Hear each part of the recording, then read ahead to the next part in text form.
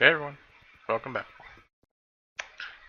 I was talking about the whole making jokes about uh, cause Key Quest is the idea of being an adventurer and an adventurer key, and it's also we're going on to the key quests or the important quests. And I was like, oh, what if because people like to name their fan bases, like Amelia Watson, who's a VTuber, is like, oh, you guys should make a millionaires a millionaire, and then she's like, or I was calling you homies. Um, and I was thinking that it's like, aha, because let's talk about the adventure thing, calling adventures. And then I thought it'd be kind of funny if everyone was called, equestrians. And I'm like, wait a minute, isn't that the name for the horses? And it's like, that's a perfect fit because I am the year of the horse. Yeah, that should go together, I'm sure.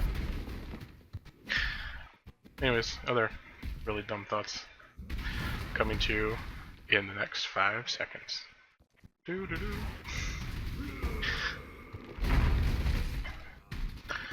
But other than those dumb things,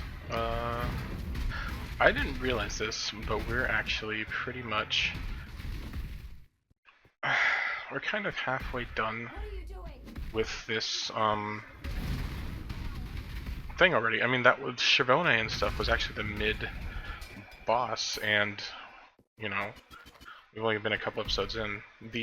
Just the general speed increase. I know there's one of you guys that talked to me. He was like, oh, I lost interest after a while. And I don't know how far he got in it, but I think in part it's because of how slow it is in the beginning. And this was quite quick, although you don't gain as much levels, because you gain like 50 levels, although if you talk about XP curves and stuff, it should be similar rate, but you gain about 50 levels going through the first areas. First 5, and you only gain like 20 levels in the last 5. So you might say, oh, it's because XP curving upward, and it's like, yeah, that's true, but also enemies should be around your level anyway, so it should be actually consistent with your level. And if it's not, and obviously XP curve is their main reason, because it feels like you're killing just as many people and things, and it's just like, I don't know, there's just not as much. We gotta exert ourselves here.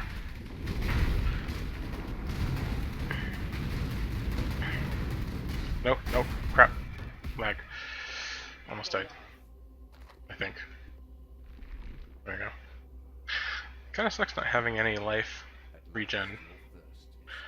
I really did forget that I couldn't get it anymore. Reduce fire damage for walking. This one is good, but we're realistically not going to be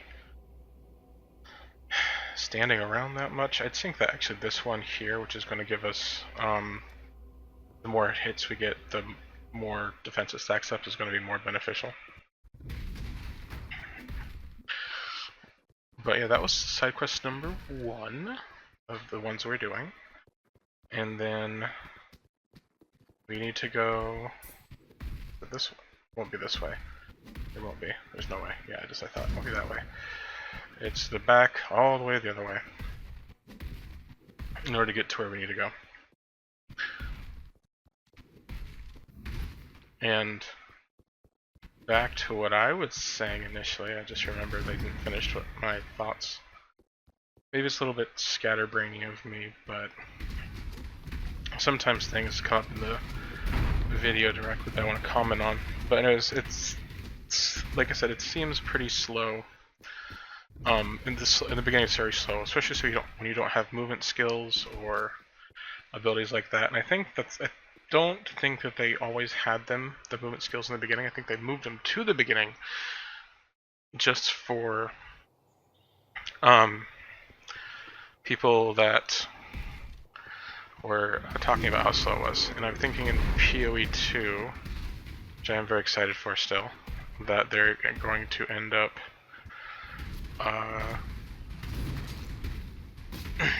making it more quick paced. And I do like a methodical thing, but the problem is there's a large gap of things that feel redundant. And so I think that one of the things that they need to really work on in PoE 2 is their quest pathing. And the whole going back thing is fine, but you need to have enough of a reason. That's why I grouped my quest the way I did. And the way I'm doing it right now, like I have that quest done, that one I could turn in, but there's not much point to go turn in at this moment when I'm going to get I believe, more passive, get an extra passive point, but I might as well just wait till after I get this other side quest done to do it. If, you know, it would be really helpful, something that they did in WoW, is the ability to turn them anywhere. And I don't think they're going to do that. Instead, just like them to basically group it all up, like once you're in the area.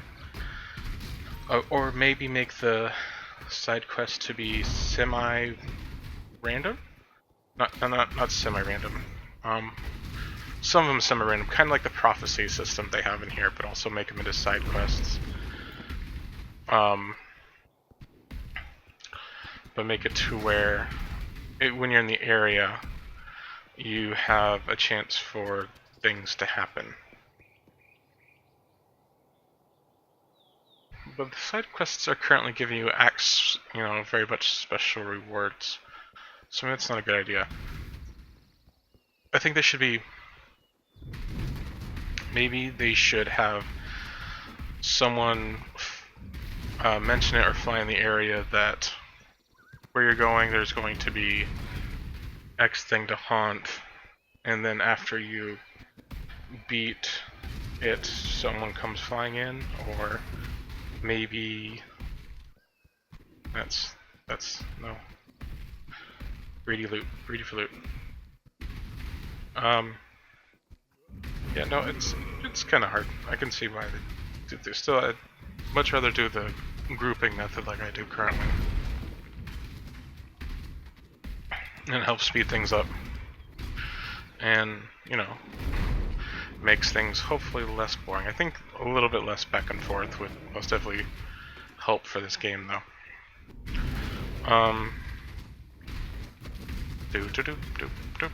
Don't know what to say, so I'm gonna hum something instead.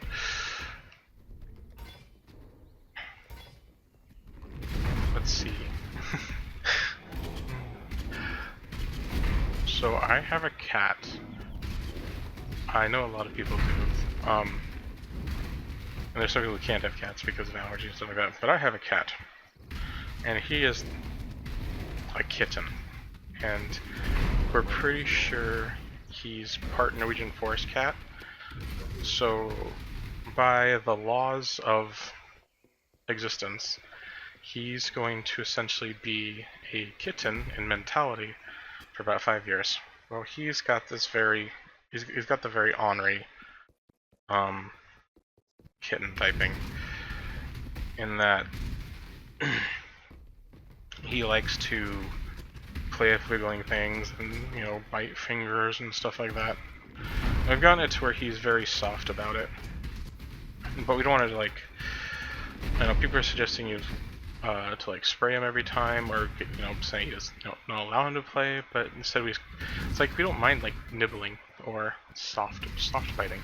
Problem is sometimes he can't control himself and he bites a little bit too hard. Not really so much to break the skin, but even still, I don't, you know, he's not a bad cat. He's a very good kitty, and very fluffy. And he has his, like, we ended up naming him Loki. And it ended up being that he has a very kind of, like, mischievousness to him. And it's like, okay, good job. You named him exactly how he is. You named him a mischievous little thing and he grew up to his name. And it's funny how things kind of end up being like that, isn't it? Like, we didn't, you know, we named him before he had any super inclinations of being like that, but it ended up being that he's very much like that. Alright, here is the one of the other bosses. This one all does toxic damage and chaos damage. So basically, for those of you who are making like energy shield builds, unless you have something that makes to where your energy shield gets hit first, or to where chaos damage doesn't ignore energy shield, it ignores energy shield. So you're most definitely going to want this. Also, if you don't have enough regen, stuff like we do, because it's not moving, our health isn't, even though we're standing in the crap, you're gonna end up dying. But you know, back to the cat. No dying. No, please, no dying. Yeah, he's very ornery, anyways, and he loves to play, and there are times when he is a lot calmer. He's a lot more calmer than he used to be, and we're thinking that's just because of him growing out of his, you know, kittenish nature. But the problem is that if he's Norwegian Forest Cat, like you think he is, it's still going to be a part of him for many, many years to come. And so, I don't know, it's just, I'm not saying it's like we're not dreading it, but at the same time it's like, oh man, come on. Some days it's just like, that's enough, boy. We've had enough of playing. You know, he wants to play for like an hour, and he'll play till he's exhausted and falls over. But you know, most days it's great. You know, it gives you, it's very fun and entertaining. And he seems to, you know, he always makes me laugh and smile. He just does some funny things. You know, like he actually starts chasing his own tail, or he'll end up rolling off the couch. Just those kind of little things that entertain you. It's like, why did you do that? That wasn't very smart of you. Obviously, he didn't do it on purpose, but he wasn't paying enough. He wasn't having enough situational awareness, and didn't realize he was falling himself, so he just falls over. You know, the thing, as cats seem to get older, they have less trouble with, and it's just, it may just be something that's part of being a baby. He's the baby boy. Oh.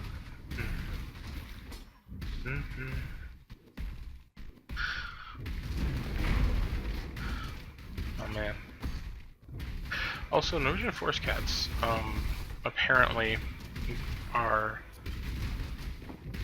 they're somehow related to Maine Coons in a way, in that they're like the second largest cat, and he's gonna possibly get up to like be 16 pounds. We don't know how much Forest Cat he is. I don't. Yes, just like communist Russia. You know, that whole song.